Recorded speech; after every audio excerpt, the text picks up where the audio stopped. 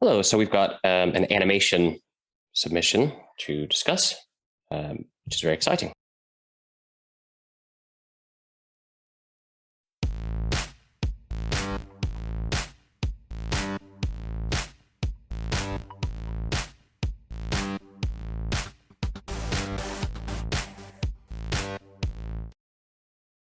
So I'll quickly jump to that,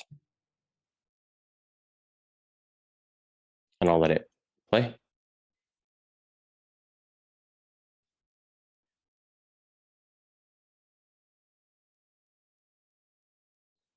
My first impressions, and one of the places I usually look straight away to see if anything jumps, is hips, pelvis, and the join of the upper leg bone to that, to make sure that the rotations I would expect are there. And at first glance, this has a believable hip rotation. Things that would make the submission itself easier to give feedback are, number one, reference. And I realize that it's difficult to film dinosaurs nowadays, but there are common mechanics that we would expect to see from bird reference, which I'll get into in a little bit, as well as successful incarnations of other. Generally, as a rule, I say when creating in CG, don't create CG from CG as a reference. With dinosaurs, that's a little bit of an exception. We can look at things like scale. So I've used elephants for, brontosaurus legs and rhinos and things like that to make sure that those consistencies of scale are correct, but then where anatomy is different, that will obviously affect things. So all that to say, some reference would be very good for this, of what we're aiming for. The other thing is scale reference. So having a small human down here, or sort of down on the left, or sort of filling the frame on the left, depending on the size of this, because how the weight under the neck moves, how the hands move, how large the head dip are, really depend, and sort of the areas where the belly meets the legs and how skin stretches and compresses there, that depends on if this is something the size of a chicken or the size of a house. Right now, I'm reading, particularly in the neck secondary motion, I'm reading a very large scale. So what I would imagine a T-Rex size thing to be. But if this is meant to be smaller, then that could be incorrect in that case. So the two references that it would be great to have are motion reference and scale reference. Speaking creatively, I believe most of this on the run, the sort of ambient mouth opening and closing, possibly a little bit unintentional, like the dinosaur's tired. And then the tail, for me, is a little too active, because I'm not sure, it feels like a mix between responding to secondary motion, and I see deliberate motion with the way that the tip of the tail is pointing, but I don't see that it's necessarily countering some action of the head, or balancing in some way.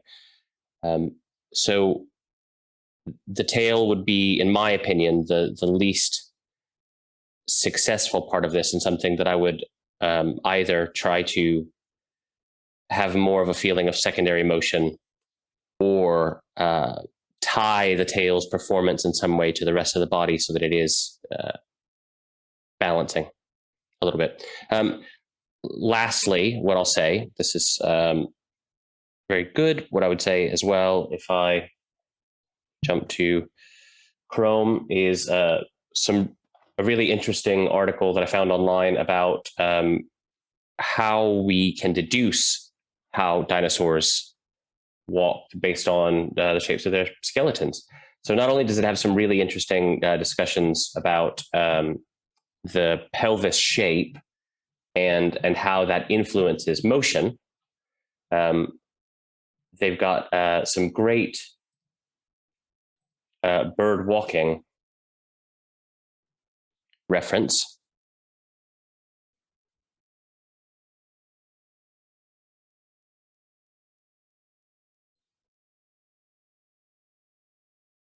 And they cover a few different birds. So I'll just skip ahead a little bit. We can see straight away, though, that scale is an inherent part of this, even as we're staying within the bird family. You know, the larger have much, the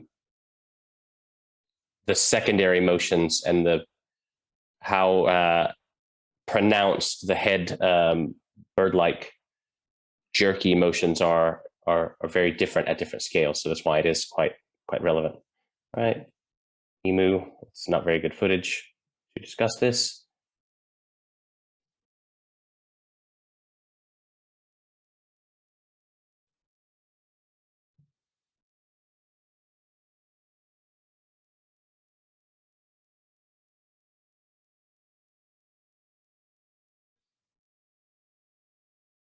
So the larger we get, I'm also seeing more of a foot plant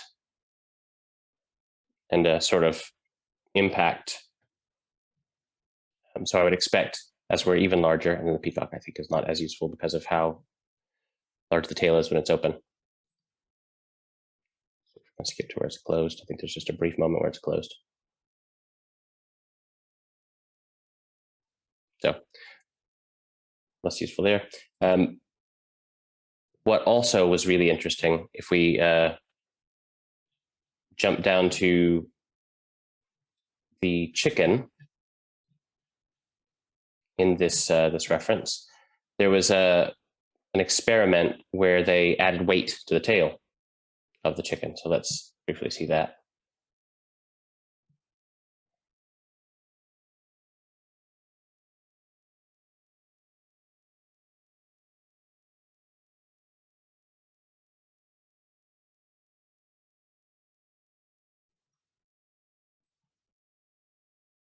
Play that again. So the article does a great job of pointing out that the heavier tail changes the center of gravity, which affects the gait and the sort of how the chicken is balancing against that new center of gravity. So we're seeing the whole body level differently to support that that weight. And we do, and the article talks about that as well. So all let's say, I think, great submission. Really good to see. Largely successful. I'd have to look at the anatomy of this particular dinosaur to see if the actual hips, the pelvis, when those areas are moving correctly. I think the hands are fairly successful. There's a little bit of a grip with each step, but I don't think that necessarily detracts. Depends on what we're going for, you know, with the content of this. If this is in a film and it's meant to be a scary dinosaur, you know, or something along those lines.